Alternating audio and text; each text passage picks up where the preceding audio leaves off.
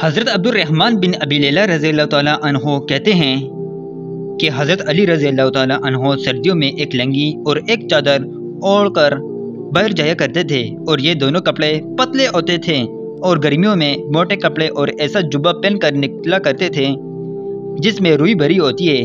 تو لوگوں نے مجھ سے کہا کہ آپ کے ابا جان رات کو حضرت علی رضی اللہ تعالیٰ عنہ سے باتیں کرتے ہیں، آپ اپنے ابا جان سے کہی کہ وہ حضرت علی سے اس بارے میں پوچھے۔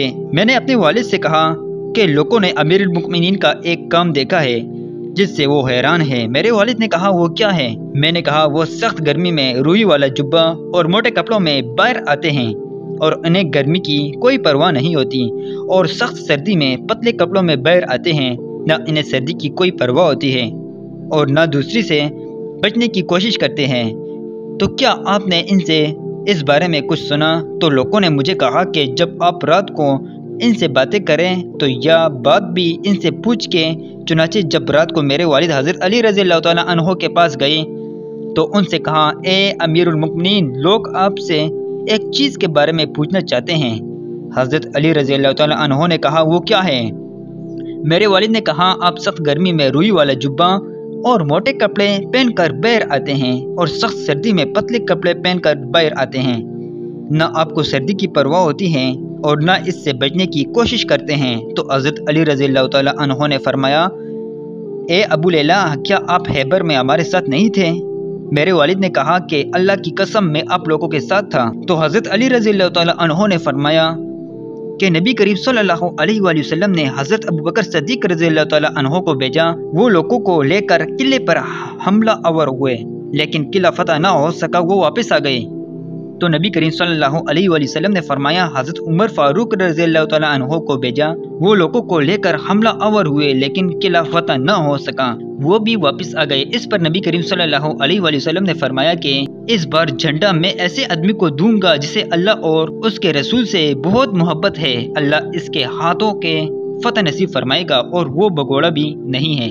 چنانچہ نبی کریم صلی اللہ علیہ وآلہ وسلم نے آدمی بھیج کر مجھے بلایا، میں آپ کی خدمت میں حاضر ہوا، میری آنکھ دکھ رہی تھی، مجھے کچھ نظر نہیں آ رہا تھا۔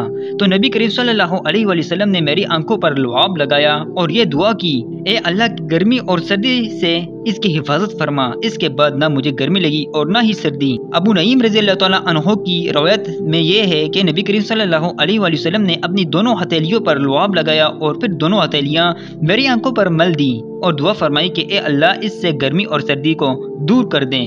اس ذات کی قسم جس نے آپ صلی اللہ علیہ وآلہ وسلم کو نبی بنا کر بھیجا ہے، اس کے بعد سے آج تک سردی اور گرمی نے مجھے کچھ تکلیف نہیں پہنچائی۔ حضرت سوید بن غفلہ رضی اللہ تعالیٰ عنہ فرماتے ہیں ہماری حضرت علی رضی اللہ تعالیٰ عنہ سے سردیوں میں ملاقات ہوئی، انہوں نے صرف 2 کپڑے پہن رکھے تھے۔ ہم نے ان سے کہا کہ آپ ہمارے علاقے سے دھوکہ نہ کھائیں، ہمارا علاقہ آپ کے علاقے جیسا نہیں ہے، یہاں سردی بہت زیادہ پڑتی ہے۔ تو حضرت علی رضی اللہ تعالیٰ عنہ نے فرمایا کہ مجھے سردی بہت لگا کرتی تھی۔ جب نبی کریم صلی اللہ علیہ وآلہ وسلم نے مجھے خیبر بھیجنے لگے تو میں نے عرض کیا کہ میری آنکھیں دکھ رہی ہیں، تو آپ صلی اللہ علیہ وآلہ وسلم نے میری آنکھوں پر لعاب لگایا اور اس کے بعد نہ مجھے گرمی لگی اور نہ ہی سردی اور نہ کبھی میری آنکھیں دکھنے لگی۔ اگر آپ کو ہماری ویڈیو پسند آئے ہے تو آگے اپنے دوستوں کے ساتھ لازمی شیئر کریں۔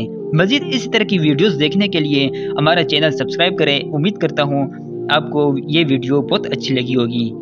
ملتے ہیں اگلی ویڈیو میں۔ اللہ حافظ۔